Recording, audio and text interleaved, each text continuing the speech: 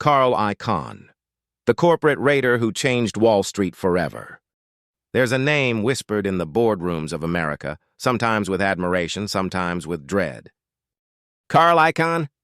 To some, he's a crusader for shareholder value. To others, a ruthless raider, the boogeyman of corporate complacency.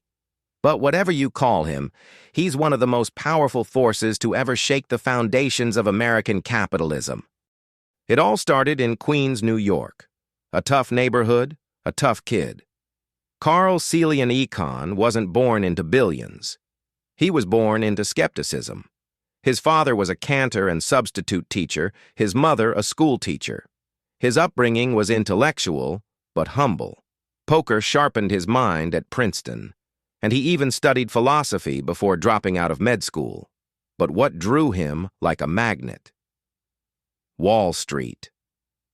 And Wall Street would never be the same. In 1961, he became a stockbroker, but the fast-talking world of brokerage wasn't enough. By 1968, he had launched Icahn & Co. with just $150,000 of his own and other people's money. He wasn't just playing the market, he was rewriting its rules. The 1980s was his breakout decade, the era of the corporate raider. While other investors played defense, Carl Icahn went straight for the jugular. TWA, that's the story that made him infamous. Trans World Airlines was a household name, a legacy airline with prestige and problems. Icahn bought a controlling stake and took it private in 1988. What followed was brutal: asset stripping, layoffs, restructuring. To some, it looked like sabotage. To Icahn, it was strategy. He sold off its most valuable routes, paid off the debt, and made hundreds of millions. He was vilified. He was imitated. But no one ignored him. He wasn't stealing companies. He was forcing them to wake up. If you were a CEO in the 80s or 90s and your stock was underperforming, you had nightmares about Carl Icahn knocking on your door. But behind the headlines was a deeper play. Icahn wasn't just looting companies, he was making a point. Management should work for shareholders, not themselves. He forced boards to answer tough questions. He got dividends paid. He cut the fat. And the market loved it. But he wasn't done, not by a long shot.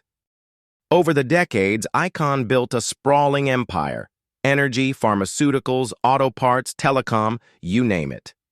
Through his investment vehicle, Icahn Enterprises, he quietly assembled one of the most unusual conglomerates in modern finance. Take Pep Boys, an auto service chain with decades of history, loved by mechanics and drivers alike. In 2016, after a bidding war with Bridgestone, Icahn snatched it up. But this wasn't nostalgia, it was vertical integration. He already owned auto parts suppliers. Now he had the service shops, too. That's classic Icahn.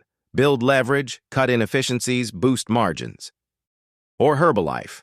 In 2012, Bill Ackman famously shorted the company, calling it a pyramid scheme. Icahn saw blood in the water and dove in on the long side. What followed was one of the most public, most personal, most petty feuds in Wall Street history. CNBC aired their insults like it was pay-per-view. Icahn called Ackman a crybaby. Ackman accused Icahn of betrayal. In the end, Icahn walked away with billions. Again. Sprint, Netflix, Apple, Dell, Motorola, eBay, Clorox, Occidental Petroleum. If there was an underperforming stock and a sleepy boardroom, there was a good chance Icahn was circling overhead. But let's talk philosophy, because behind the fire there's a method. Icahn believes in asymmetric risk. He doesn't need to win every time. But when he wins big. His playbook? Accumulate a stake, publicly bash management, force change, cash out, repeat. And it worked for decades. But in his later years, the legend turned into an empire. Icahn Enterprises isn't just an investment firm.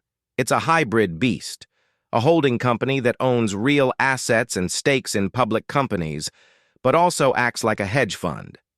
With interests in energy, CVR Energy, auto parts, Federal Mogul now sold, real estate, food packaging, and more, it's one of the last true American conglomerates. He moved to Florida. He became a Trump advisor. He stayed in the headlines. And even in his 80s, Carl Icahn wasn't done. But nothing lasts forever. In 2023, Hindenburg Research, the same short-selling outfit that went after Nicola and Adani, released a scathing report on Icahn Enterprises.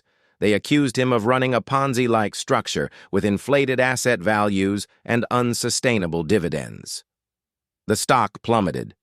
Icahn's paper wealth dropped by billions. For the first time in decades, it looked like the raider had been raided. But even then, he didn't flinch. He called it nonsense. He doubled down. If Icahn has one trait above all else, it's resilience. Because for Carl Icahn, it's never been about being liked. It's about being right. So what does he own now? He still holds massive stakes in Illumina, Bausch Health, and beyond. Icahn Enterprises continues to pay a dividend, though it's been reduced. He still sits atop a mountain of influence. His son Brett Icahn has rejoined the firm, signaling a possible generational transfer of power. And here's the twist. Even after all the battles, all the drama, all the billions made and lost, Wall Street needs Carl Icahn. He's the canary in the coal mine, the lightning rod, the necessary villain. Because corporate America, when left alone, can get lazy. Carl makes sure it doesn't. So, if you're sitting on a company with bloated management, stagnant strategy, and a falling stock price, you might want to get your act together before Carl Icahn does it for you. I'm Jim, and this is History Decoded.